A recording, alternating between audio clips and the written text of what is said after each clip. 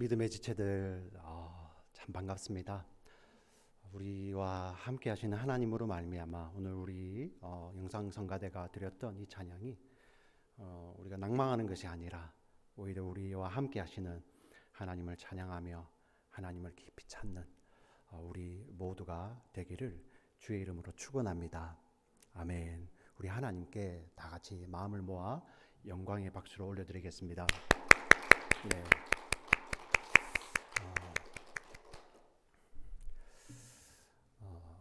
우리 찬양 가운데도 나왔듯이 참 우리 믿음의 여정 가운데 낭망할 때가 있죠.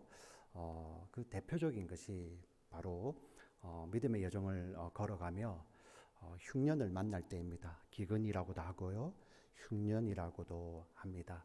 그런데 그것이 단회로 끝나는 것이 아니라 또 우리의 인생 가운데 반복이 되고 있는 것이죠. 그래서 오늘 우리는 이삭과 함께 믿음의 여정을 다 같이 걷고 있는데, 이 믿음의 여정 가운데 만나는 흉년에 대해서, 기근에 대해 영어로 famine입니다. 이 기근과 흉년에 대해서 한번 우리가 말씀을 통해서 살펴보기를 원합니다. 우리가 가지고 있는 이 성경에는 두 가지의 흉년이 등장을 합니다. 두 가지의 흉년이 있어요. 그 첫 번째는 하나님의 백성들이 하나님 대신에 우상을 섬기고 하나님 대신에 세상의 힘을 사랑하여서 그 세상 가운데 넋을 잃고 거하고 있을 때 하나님께서 그들을 돌이키기 위해, 하나님께서 그들을 징계하시기 위해 보내시는 흉년이 있습니다. 그 흉년은 주로 어디에 등장을 하냐면, 우리가 지금 토요일 새벽에 열왕기 말씀을 가지고 우리가 같이 말씀을 보고 있습니다. 열왕기 하에 보시면, 상하에 보시면 엘리야 선지자와 엘리사 선지자 때 하나님의 백성들에게 다가온 흉년이 있습니다. 그 흉년이 바로 그런 흉년입니다. 엘리사 시대 때 만났던 흉년. 그리고 그 흉년은 그곳에서 하나님의 백성들이 사는 날 동안에 그들이 하나님을 떠날 때 하나님은 그들을 돌아오게 하기 위해 그 흉년을 그 땅 가운데 허락하셨습니다. 이런 흉년이 있죠. 또 이거는 좀 이제 원인과 결과 관계가 있는 것 같아요. 자, 그런데 또 한 가지는 전혀 그런 것도 없는 거예요. 하나님의 백성들이 심지어 믿음으로 살고 있는데, 심지어 하나님의 말씀에 순종하였음에도 불구하고 만나는 흉년이에요. 굉장히 당황스럽죠. 우리는 당황하게 됩니다. 하나님의 말씀에 순종하였는데 그때 흉년을 만나는 거예요. 그게 바로 창세기에 기록될 흉년입니다. 우리 창세기가 1장부터 50장까지 있는데 그 가운데 흉년이 3번 등장합니다. 3번. 흉년이라고, 그 땅에 흉년이 들었다, 그 땅에 기근이 들었다라고 이렇게 명확하게 표시를 하는 것이 3번 있습니다. 언제일 것 같습니까? 오늘 본문에 2번이 나오죠, 그죠? 첫 번째는 아브라함 때입니다. 두 번째는 언제일까요? 이삭 때입니다. 세 번째는 언제일까요? 우리 자녀들 한번 대답해 볼까요? 첫 번째는 아브라함 때, 두 번째는 이삭 때, 세 번째는 언제일까요? 이게 논리로 되는가요? 야곱 때입니다. 야곱 때. 참 신기하죠.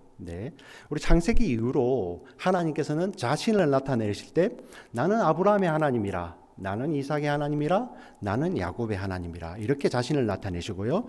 예수님도 이 땅에서 그 아버지를 말씀하실 때 아브라함의 하나님, 이삭의 하나님, 야곱의 하나님이라고 말씀을 하시죠. 그 믿음의 사람들의 아버지가 되시는 하나님이십니다. 근데 그 믿음의 사람들이 창세기에 보니 똑같이 흉년을 경험하더라는 것입니다. 그리고 당황스러운 것은 그들이 하나님의 말씀을 따라 사는데도 흉년을 만나는 거예요. 제가 서두에 말씀드린 대로 우리가 원인을 모르는 흉년을 만날 때 굉장히 당황한다고 하잖아요. 믿음의 조상들도 마찬가지였습니다. 아브라함이 어땠습니까? 목숨을 걸고 그 갈대아 우르를 떠나 하나님의 약속을 붙들고 약속의 땅으로 왔어요. 창세기 12장입니다. 그 그 창세기 12장에서 아브라함이 그 땅에서 만난 첫 번째가 무엇이었습니까? 바로 기근이었어요. 흉년이었습니다. 아브라함 굉장히 당황스러웠을 것입니다. 그래서 아브라함이 선택한 것은 무엇이었습니까? 그 당시 세계관에서 흉년과는 상관이 없는 풍요의 땅이 어디입니까? 바로 애굽이죠. 이집트. 이집트는 역사 가운데서도 그렇게 또 드러나지 않습니까? 그 나일강으로 말미암아 그 땅은 항상 풍요의 땅으로 묘사되는 곳이었습니다. 사람들의 세계관에서는, 그 당시 사람들의 세계관에서는 그런 곳이었죠. 그래서 이 아브라함이 흉년을 만나자 당황을 하고, 그리고 하나님께서 주시겠다는 약속의 땅을 떠나 이집트로, 애굽으로 내려가게 됩니다. 그곳에서 그는 당황하여 그의 시선이 하나님을 놓쳐버리죠. 그리고 그는 세상을 두려워합니다. 그래서 자신의 아내 사라를 누이라고 속이게 되는 것입니다. 그리고 그 속임으로 말미암아 이제 원인이 이제 결과가 쭉 일어나죠. 애굽의 왕 바로가 그 아내 사라를 아내로 취하려고 합니다. 절체절명의 위기입니다. 하나님으로부터 함께 약속을 받은 사라가 그 당시 가장 강한 왕 애굽의 바로의 아내가 될 뻔한 위기를 맞이하죠. 아브라함의 힘으로는 어쩔 수 없는 그런 상황이 찾아온 것입니다. 그런데 그때 하나님께서는 그 아브라함의 인생 가운데 개입해 오시죠. 이유가 무엇이었습니까? 하나님께서 그 아브라함과 맺으신 무엇 때문에? 약속, 언약 때문에요. 언약 때문에 하나님이 개입해 오시죠. 어떻게 우리 12장 본문을 읽어보면은 바로가 이 아브라함보다는 더 나은 사람 같아요. 그런데 하나님께서는 그걸 가지고 판단하시는 것이 아니라 하나님은 무엇을 보십니까? 언약을 가지고 아브라함을 지키시죠. 그래서 아브라함을 그 위기 가운데서 건져내십니다. 이거는 아브라함이 믿음의 여정을 걸을 때 초창기 때죠. 자, 그러고 한 20년 정도 지났습니다. 어떤 일이 있었습니까? 창세기 18장 19장에 보면 그 아브라함의 조카 롯이 살았던 소돔과 고모라라는 곳이 있습니다. 그 땅이 죄악으로 말미암아 하나님의 심판을 받죠. 하늘에서 유황불이 내려 그 소돔과 고모라 일대 전체를 초토화시켜 버립니다. 우리가 상식적으로 생각을 하면은 하늘에서 유황불이 떨어져서 그 일대가 다 불타버리면 그 지경은 짐승도 살 수가 없고 농사도 할 수 없죠. 흉년이라고 표현하지 않았지만 아브라함이 그곳에서 머물 수가 없는 거예요. 왜 그러냐면은 아브라함과 조카 롯은 서로 마주 보는 곳에서 물론 방향은 반대했지만 그 지경이잖아요, 그죠? 같이 살 수가 없는 것입니다. 그래서 아브라함은 그때 또 그 어려움을 당하자 이제 어디로 가죠? 그랄 땅으로 갑니다. 물론 그랄 땅은 하나님께서 하나님의 백성들에게 주시겠다고 약속하신 그 약속의 땅의 일부입니다. 그래서 아브라함은 그곳으로 옮겨가는데요. 우리가 주목해 봐야 될 것은 그곳에서 또 아브라함이 또 자기의 아내 사라를 누이라고 속입니다. 이미 그때는 그 사라의 뱃속에 이삭이 들어있을 수도 있어요. 그때 속입니다. 참 어처구니가 없죠. 그런데 하나님께서 또 아브라함과 맺었던 그 언약 때문에 아브라함을 위기에서 건져내십니다. 이 일을 통해서 아브라함이 경험하고 배우게 되는 것이죠. 어떤 것을 배웠을까요? 와, 우리 하나님은 내가 무슨 짓을 하든 다 내 편이구나. 내 마음대로 살아야지.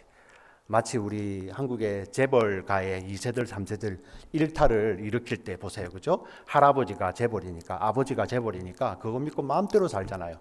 기독교는 그런 게 아닙니다. 그래서 기독교가 자꾸만 무례하다고 그러는 거예요. 우리는 참 그걸 보면서 왜 우리 기독교를 탄압하지 이런 반감만 가질 게 아니라 왜 우리가 이렇게 살고 있는지를 한번 돌아봐야 되는 것입니다. 아브라함도 자기의 삶을 돌아보게 되죠. 와, 내가 이렇게 무리하게 살아도 하나님은 내 편이구나가 아니라 아브라함은 무엇을 고백하게 됩니까? 자신의 자금을 아는 거죠. 자신의 자금을. 내가 이렇게 작은 자구나. 내가 이렇게 연약한 자구나. 여러분 얼마나 후회가 됐겠습니까? 자기의 아내를 누이라고 속여서 그로 말미암아 힘 있는 자의 아내가 되려고 할 때 아브라함 얼마나 후회했겠어요. 근데 그 과정을 통해서 자신의 자금을 아는 것이죠. 그리고 무엇을 깨닫게 됩니까? 하나님의 크심을 압니다. 그 크심이 무엇입니까? 신실하심이죠. 변함이 없으심이죠. 나의 실수와 연약함에도 불구하고 하나님의 약속은 변하지 않는구나 하는 것을 아브라함이 경험하는 것입니다. 믿음의 조상 아브라함도 처음에 흉년을 만났을 때 당황하였지만 그 과정을 통하여 그는 자기의 작음을 알고 하나님의 크심을 아는 그런 과정을 겪게 되는 것입니다. 이삭은 어떨까요? 오늘 본문은 이삭이 흉년을 만났다고 하는데 그 흉년을 아브라함의 흉년과 연결하여 설명하고 있습니다. 우리 1절 2절 말씀, 26장 1절 2절 말씀을 우리 함께 읽어보겠습니다. 같이 읽겠습니다. 시작.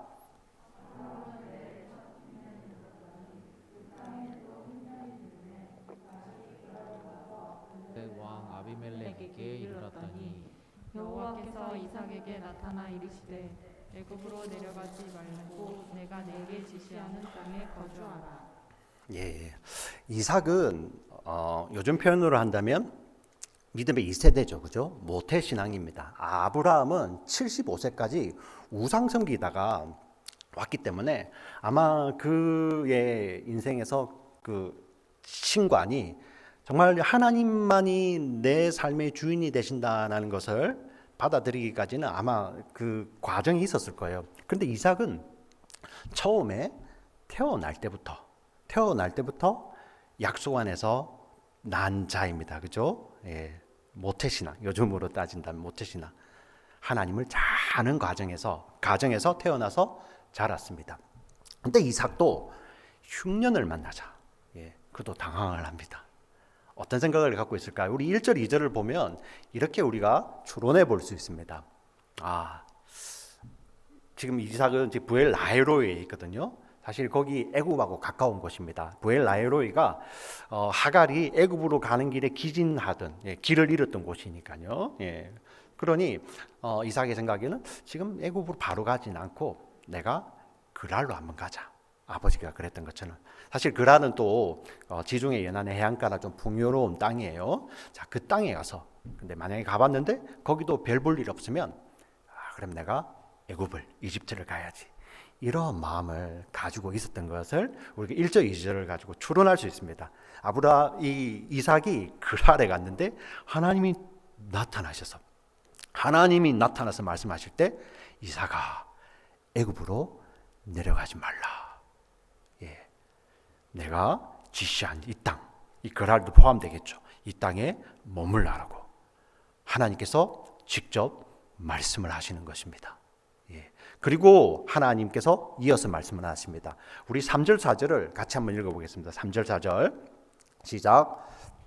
이 땅에 거류하면 내가 너와 함께 있어 내게 복을 주고 내가 이 모든 땅을 너와 내 자손에게 주리라.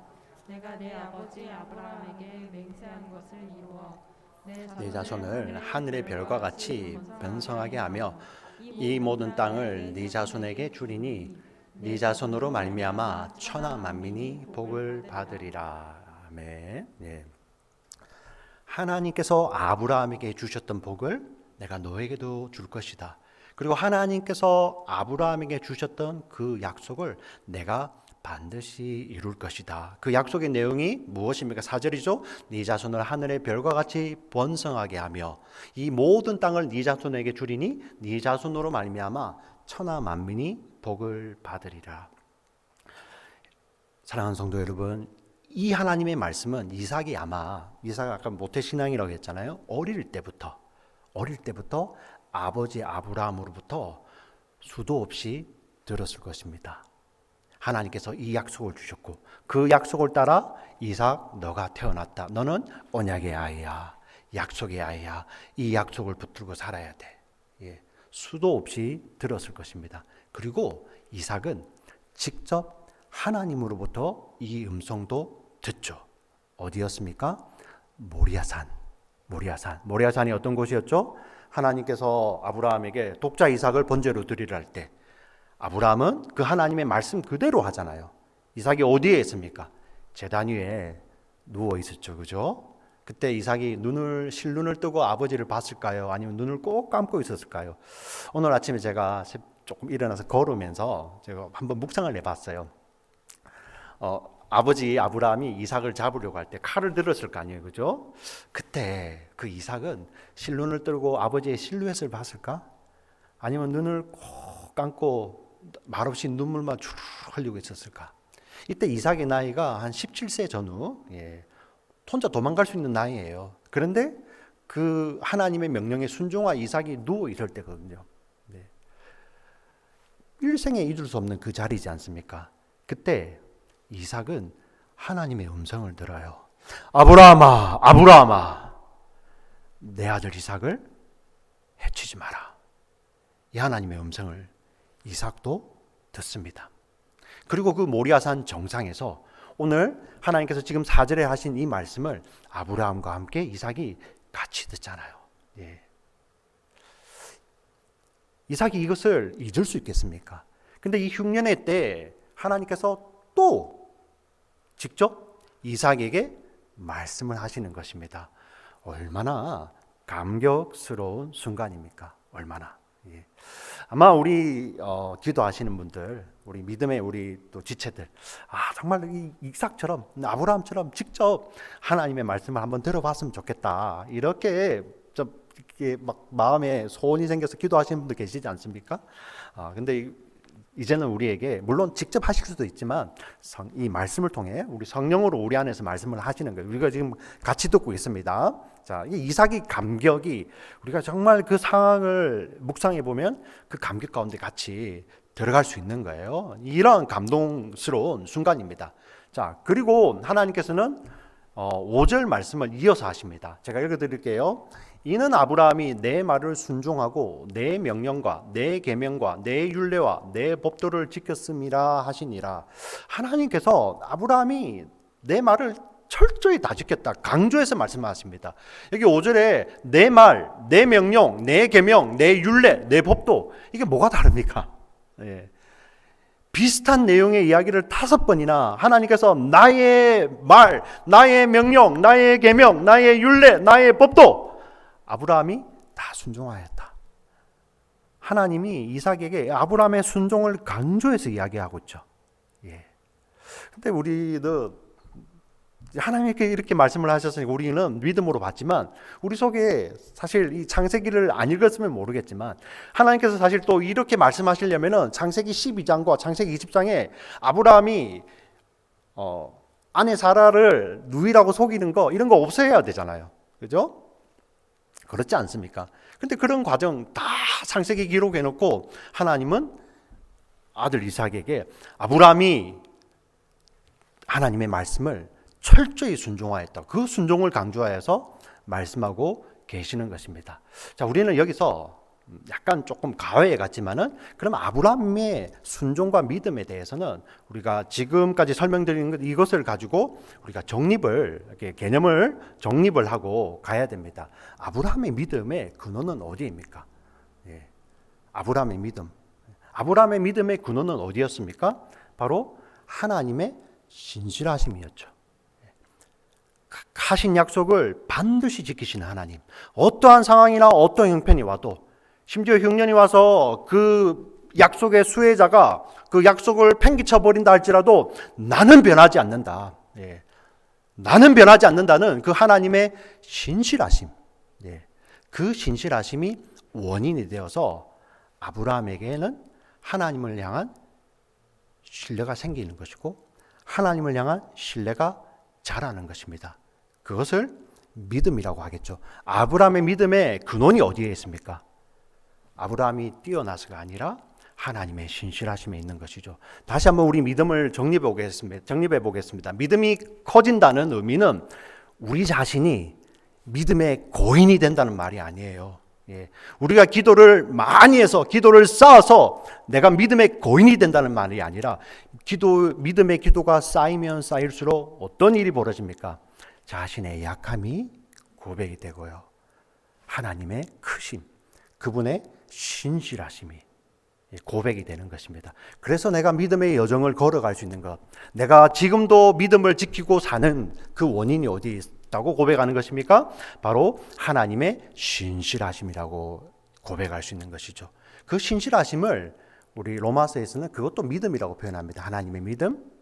그래서 그 하나님의 신실하심으로 말미암아 우리가 하나님을 신뢰하는 것, 그것도 믿음이죠, 그죠? 그래서 로마서에서는 하박국 말씀을 인용하여서 하나님의 의가 나타나 믿음에서 믿음으로 이르게 하는 이 의미라는 거예요. 예. 아브라함의 믿음의 기원은 하나님의 신실하심입니다. 그 하나님이 변하지 않기 때문에 아브라함의 믿음이 발동이 되는 것이고 그 믿음으로 말미암아 순종이 나오는 것이죠. 하나님은 이 아브라함의 생애를 이렇게 말씀하시는 거예요. 그가 전적으로 내 말을 순종하고 내 명령, 내 계명, 내 율례, 내 법도를 지켰다. 우리가 하나님 나라에 들어갈 때 우리는 못 지켰는데 적당히 나는 요만큼 지키고 예수님이 그 나머지 일부를 지켜주셔서 들어가는 것이 아니라 우리가 예수님 안에 있을 때, 언약에 있을 때 하나님이 이렇게 인정해 주시는 거예요. 사랑하는 누구누구가 지금 이 자리에 예배드리는 분들, 예배당에서 예배드리는 분뿐만 아니라 우리 지금 이 영상을 통해서 예배드리는 그 모든 믿음의 지체들, 사랑하는 누구가 내 말을 순종하고 내 명령과 내 계명과 율례와 내 법도를 다 지켰다고 하나님께서 인정해 주시는 거예요. 아멘. 아멘. 우리가 이래서 가는 겁니다. 예. 적당히 내가 한 10분의 1 정도 지키고 예수님이 10분의 9를 커버해 주는 거, 그게 아닙니다. 언약 안에 예수님 안에 있을 때 하나님은 우리를 전부를 다 지켰다고. 예. 그게 우리 성도의 믿음이라니까요. 그 믿음으로 말미암아 우리 삶 속에서 순종이 나오는 거예요. 그래서 우리 삶의 믿음과 순종은 뗄래야 뗄 수 없는 것이고 그 믿음의 원인은 바로 하나님의 신실하심. 그래서 우리가 로마서를 읽으며 믿음으로 믿음에 이른다는 그 말씀이 바로 우리 말씀이구나. 이 내용을 우리 믿음의 조상이 그 삶으로 그대로 보이고 있는 것입니다. 자, 이렇게까지 했습니다. 이삭은 이제 흔들리면 안 되잖아요. 이렇게까지 해주셨어요. 그리고 오늘 본문이 이어지지 않습니까? 이삭은 하나님 말씀대로 그랄 땅에 머뭅니다. 그리고 그 뒤의 내용은 정말 우리의 눈과 귀를 의심할 정도로, 우리의 눈과 귀가 의심될 정도로 이삭이 그의 아버지 아브라함이 창세기 12장, 창세기 20장 애굽과 그란에서 했던 그 내용을 그대로 하고 있습니다. 그대로. 이는 내 누이라. 아내 리브가를 누이라고 속이죠. 그의 아버지가 애굽 왕 바로, 그랄 왕 아비멜렉으로부터 네가 어찌 이렇게 하였느냐 하는 그 책망을 받듯이 그 아들 이삭도 똑같이 책망을 받습니다. 그런데 하나님께서는 그 이삭도 건져내시죠. 왜 그러십니까? 약속 때문입니다. 약속. 하나님의 신실하심이죠. 우리가 이 말씀을 오해하면 안 되는 거예요. 그러면 하나님 신실하시기 때문에 우리는 마음대로 살아야 된다. 전혀 그렇지 않습니다. 하나님의 사랑을 오해하는 것입니다. 우리가 그 하나님의 신실하심과 사랑을 이해하면 이해할수록 우리는 하나님의 뜻대로 살기를 소망하게 되는 것이죠. 우리 지금 믿음의 조상의 삶을 통해서 그것을 보아야 됩니다. 그래서 지금 이 이삭의 이런 연약함 가운데서도 하나님이 이 이삭을 놓치지 않는다. 붙들고 있다. 그 손 절대 놓치지 않는다. 그 내용이 바로 오늘 읽었던 본문 바로 뒤에 이어지는 우리 11절까지 읽었잖아요. 그죠? 바로 12절의 내용입니다. 우리 12절의 내용을 같이 한번 읽어보겠습니다. 12절 시작. 이삭이 그 땅에서 농사하여 그 해에 100배나 얻었고 여호와께서 복을 주심으로. 우리가 이 내용을 정말 많이 오해하잖아요. 이삭의 삶 다 빼놓고 요 한 절만 딱 가지고 와서 이삭이 받은 100배의 복을 나도 받기를 원합니다. 근데 문맥을 보십시오. 이삭의 그 불순종에도 불구하고 이삭의 그 연약함에도 불구하고 하나님이 언약으로 말미암아 그 땅에서 지켜내시잖아요. 그리고 12절은 무엇을 강조해서 이야기합니까? 이삭이 어느 땅에서? 그 땅에서 흉년든 그 땅에서 언제? 그 해에 흉년든 그 해에 농사하여 100배나 얻었고 이 100배가 도대체 어떤 의미겠습니까? 예. 물론 우리 믿음의 조상들이 믿음의 조상들의 삶을 통해서 그 가시적으로 보여줌으로 믿음이 어떤 것을 보여주기 위해 이때 분명히 가시적으로 100배의 소득을 얻었을 것입니다. 그런데 여기에서는 이 이삭이 100배를 얻었다는 것에 포커스가 있는 것이 아니라 하나님께서 그 땅에서 그 해에 이삭을 붙들고 계시는 것이 이삭의 삶을 통해서 100배로 나타나는 것이 가시적으로 나타나는 거예요. 예. 여기에서 우리가 주목해야 될 것은 무엇입니까? 이삭이 100배를 얻었다는 것이 아니라 무엇을 이야기하는 것이죠? 하나님이 함께 하신다는 거예요. 하나님이. 네. 하나님이. 근데 우리는 그거 다 필요 없잖아요. 그냥 100배만 얻으면 되죠. 네. 하나님이 100배 안 얻어주시면 그냥 하나님 없어도 살고 싶잖아요.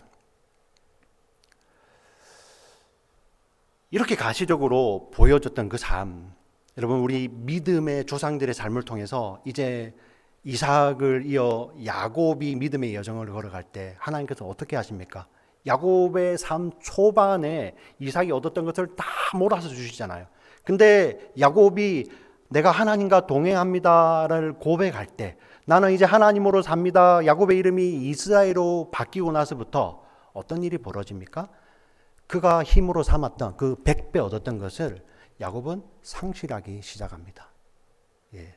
그것의 하이라이트가 언제인지 아십니까?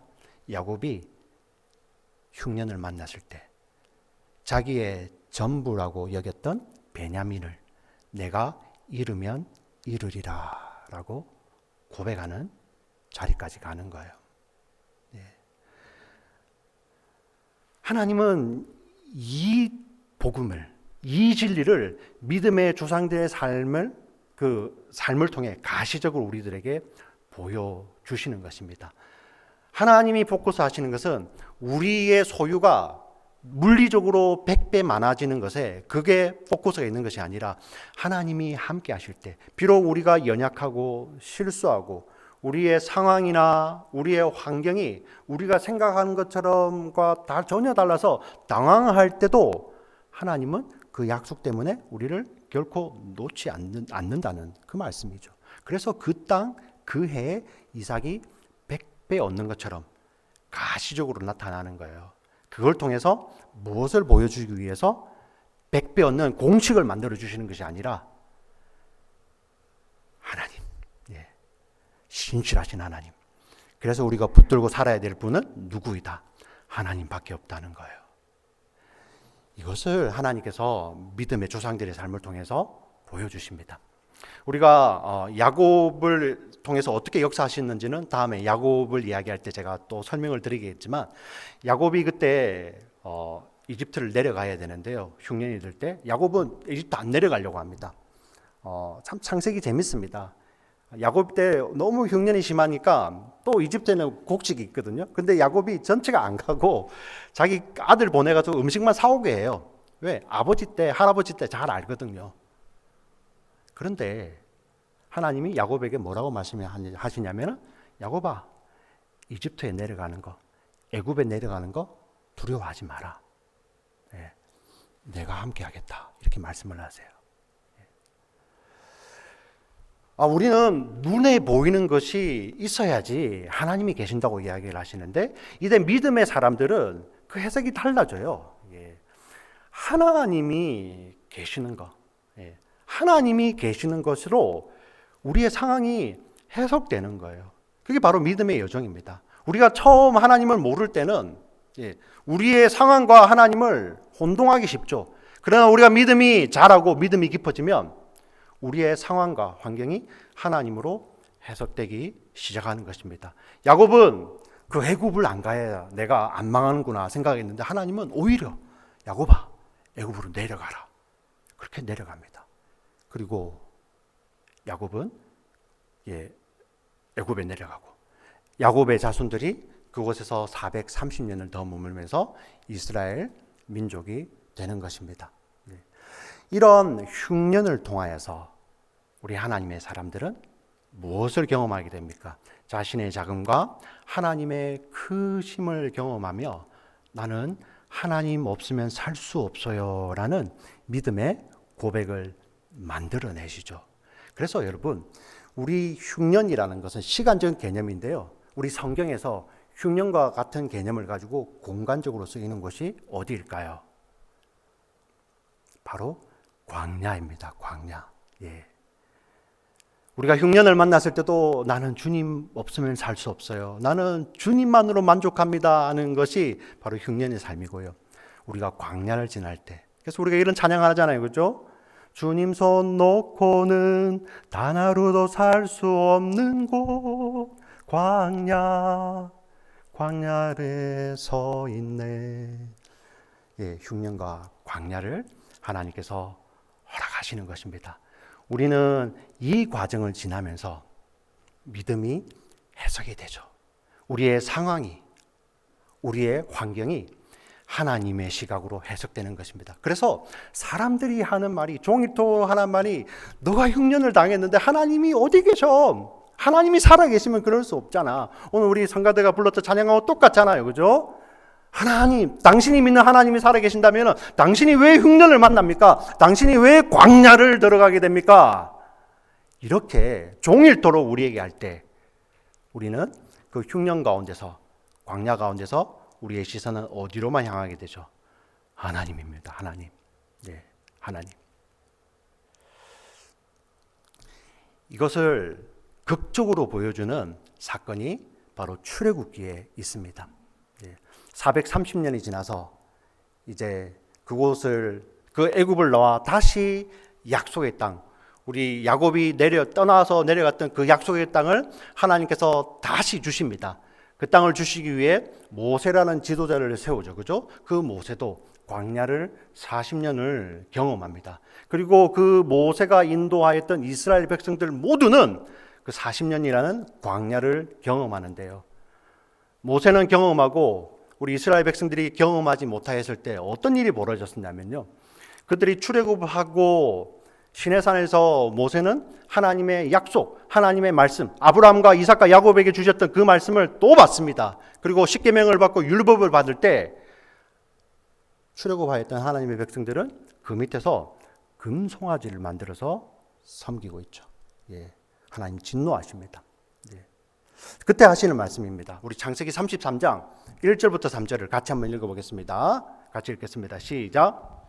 여호와께서 모세에게 이르시되 너는 내가 애굽 땅에서 인도하여 낸 백성과 함께 여기를 떠나서 내가 아브라함과 이삭과 야곱에게 맹세하여 네 자손에게 주기로 한 그 땅으로 올라가라.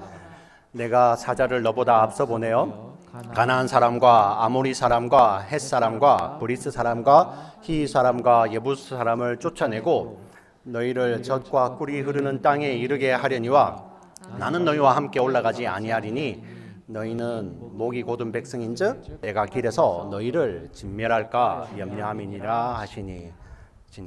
자, 아브라함과 이삭과 야곱에게 맹세하여 주시기로 한 땅, 그 땅으로 올라가라. 내가 사자를 다 보내어 앞에 있는 제적들을 다 쫓아내겠다. 너희를 젖과 꿀이 흐르는 동산의 땅에 이르게 하겠다. 하나님 이거 다 이루시죠. 근데 하나님 결정적으로 무슨 말씀을 하십니까? 나는 너희와 함께 올라가지 않겠다. 예. 네가 원하는 거 다 이루어 주겠다. 근데 나는 없겠다. 아마 요즘 현대인들이 가장 바라는 거죠. 예. 하나님 좀 적당히 믿어도 그냥 내가 원하는 거 그거 이루면 좋겠습니다. 자기 속에 있는 욕망으로부터 발현이 됐는데 그게 교묘하게 어떤 비전이라는, 꿈이라는 비전이라는 것으로 포장이 되어 있어요. 그래서 그걸 얻기 위해서 믿음을 아주 쌓으려고 하죠. 막 발휘하려고 합니다. 근데 만약에 그게 좌절되면 하나님도 쉽게 떠나버리죠. 세상은 원래 그렇게 살아요. 세상은 원래 자신이 하나님의 자리에 있었기 때문에. 그런데 교회마저도 현재 그렇지 않습니까? 내 꿈, 내 비전을 이루기 위해서 믿음이 필요한데, 그런데 그 꿈이 좌절되면 믿음도 버리는 거. 똑같습니다. 그런데 광야를 지났던 이 모세의 이야기를 한번 들어보십시오. 우리 33장 15절 16절 말씀 제가 읽어드리겠습니다. 모세가 여호와께 아뢰되 주께서 친히 가지 아니하시려거든 우리를 이곳에서 올려 보내지 마옵소서. 와, 약속의 땅만 가면 됩니다. 하나님, 또 다음이 통화예요? 이게 아닙니다. 하나님께서 친히 가시지 않으시려거든 우리를 이곳에서 올려 보내지 마옵소서. 나와 주의 백성이 주의 목전에 은총을 입은 줄을 무엇으로 알리이까? 우리가 땅을 차지하는 것입니까? 아닙니다. 주께서 우리와 함께 행하심으로 나와 주의 백성을 천하 만민 중에 구별하심이 아니니까. 땅을 많이 차지하고 사람이 많아지는 것이 우리는 복이라고 생각하잖아요. 아닙니다. 하나님이 함께 하시는 것, 임마누엘, 그것이 복인 거예요. 왜 우리가 광야를 지날까요? 왜 믿음의 사람들이 하나님의 말씀에 순종하였음에도 불구하고 광야를 지나고 우리 흉년을 맞이하게 될까요? 그곳에서 우리의 실체를 보는 거예요. 우리의 연약함을 알고 우리의 부족함을 알고 그래서 우리가 깨어지죠. 하나님, 저는 이거밖에 안 됩니다. 그런데 그 가운데서 그 순간이, 그 괴로운 순간이 기쁨이 되는 것은 바로 우리와 함께 하시는 그 하나님을 발견하기 때문입니다. 우리와 함께 하시는 그 하나님, 그 하나님의 크심을 아는 것이죠. 그리고 그 하나님이 약속하시기 때문에 우리를 놓지 않는다는 것을 우리가 경험하여 아는 것이 바로 우리가 만나는 흉년의 때이고 우리가 통과하는 광야인 것입니다. 사랑하는 우리 지체 여러분, 세상 동일하게 우리에게 그렇게 말할 것입니다. 네 하나님이 어디 있느냐? 지금 너가 광야에 있는데 너 하나님이 어디 있느냐? 너가 지금 흉년을 만났는데 너 하나님이 어디 있느냐? 그러나 우리는 오히려 그 흉년 가운데서, 광야 가운데서 우리와 함께 하시는 그 하나님으로 말미암아 우리는 감사하며 그곳에서 나의 부족함을 고백하면 고백할수록 그분의 크심을 알고 그분을 신뢰하며 그 하나님의 신실하심, 그 믿음이 우리를 믿음에 이르게 하시는 그 하나님의 의를 경험하고 우리는 그곳에서 더 잘하는 거예요. 사랑하는 우리 지체 여러분, 지금 이 자리에 제가 서두에 말씀드린 대로 흉년, 광야는 단회가 아닙니다. 우리의 일생 다 가도록 우리가 하나님 나라 가는 그곳까지 우리는 흉년의 때를 지날 때도 있고요, 광야를 통과할 때도 있습니다. 그러나 그것을 하나님 낭비하지 않으세요. 어떻게 합니까? 우리의 연약함이, 우리의 부족함이 발견되지만 오히려 그것을 통해서 오히려 우리는 주의 이름을 찬송하고 우리를 붙드시는 그분을 신뢰하며 하나님 그렇습니다. 하나님 그렇습니다. 내가 아니라, 내가 믿음의 거인이 되는 것이 아니라 하나님이 우리의 부족한 우리를 반드시 지키신다는 그 믿음 붙들고 승리하게 되고요, 우리 그 하나님 만나게 되는 것입니다. 사랑하는 지체 여러분, 이 하나님을, 이 신실하신 하나님을 우리 흉년 가운데서, 광야 가운데서 경험하시는 우리 모두가 되시기를 주의 이름으로 간절히 축원합니다. 아멘, 아멘. 하나님 아버지 감사합니다. 우리 믿음의 조상들이 걸었던 믿음의 여정을 통해 우리가 또 다시 믿음을 배웁니다. 믿음의 조상들도 광야를 통과하고 흉년을 만났을 때 당황하였습니다. 정말 믿음의 조상답지 않은 그런 삶의 모습들이 있었습니다. 우리가 그 모습을 보면서 왜 저러지가 아니라 우리도 똑같이 경험합니다. 예수 그리스도의 십자가로 말미암아 믿게 된 우리들인데 우리도 삶 가운데 흉년을 만나고 광야를 통과할 때 당황합니다. 마치 하나님 없는 것처럼 행동하기도 하고요, 또 세상 사람들의, 아니 또 악한 권세들의 조롱, 네가 믿는 하나님은 어디 있느냐? 그 하나님이 계시면 너를 흉년 가운데 이렇게 두고 그 하나님이 살아계시면 너를 광야로 밀어넣겠느냐? 우리가 낭망하기도 합니다. 오 하나님, 이게 우리의 본질입니다. 우리가 잘나서 하나님의 구원을 얻는 것도 아니고 우리가 노력해서 하나님의 구원을 얻는 것이 아니라 우리가 이게 본질입니다. 당황하고 그러한 세상의 우리 책망 앞에 부끄러워하고 작아지는 이게 우리의 본질입니다.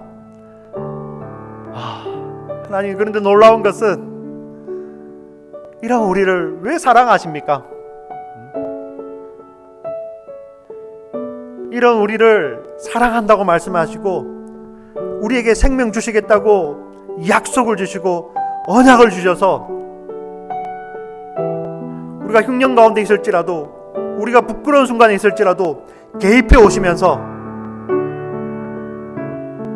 너는 나의 사랑하는 자녀다라고 말씀해 주시는 그 하나님이 너무 좋습니다. 오 하나님, 우리 사랑하는 지체들 광야를 통과하고 흉년의 때를 지날 때 이 하나님을 더 경험하기 원합니다. 비록 부족하고 연약하지만 우리의 작고 연약함 때문에 그 크신 하나님이 더 가까워지고 그 하나님을 또 신뢰하는 그러한 때 되게 하여 주시옵소서. 그래야 우리가 믿음의 여정을 다 마칠 때, 우리 하나님 앞에 설 때 정말 우리 공로가 아닙니다. 우리는 무익한 자입니다. 주님이 하셨습니다. 우리는 이렇게 고백할 것입니다. 그때 주님은 우리의 눈물 다 닦아주시고, 아니다, 네가 나의 말을, 나의 계명을, 나의 법도를, 이 모든 것을 다 지켰다고 우리를 인정해 주실 것입니다. 하나님, 이 믿음의 여정 주님 오시는 그날까지 우리가 걸어가기를 소망합니다. 다시 한번 고백합니다. 우리 힘으로 되지 않음을 고백합니다. 그러나 우리 이 하나님의 신실함을 알기 때문에 감히 우리가 이 광야 가운데서도 이 흉년 가운데서 버티기를 원합니다. 하나님, 우리가 버티기를 원합니다. 하나님, 불쌍히 여겨 주시옵소서. 붙들어 주시옵소서. 우리 사랑하는 지체들 지금 흉년 가운데 혹시 사람들의 조롱을 받고 있는 우리 지체들 있습니까? 그 가운데 버티게 하여 주시고 절대 놓지 아니하시는, 절대 놓지 아니하시는 그 하나님의 신실하신 그 팔, 그 하나님의 선한 능력, 그 선한 능력만을 힘입어 사는 우리 사랑하는 지체들 다 되도록 주여 축복하여 주시옵소서. 거기에 우리가 서 있습니다. 우리가 거기에 서 있습니다. 오 하나님, 우리를 불쌍히 여겨 주시옵소서. 주님 사랑합니다. 예수님 이름으로 기도합니다.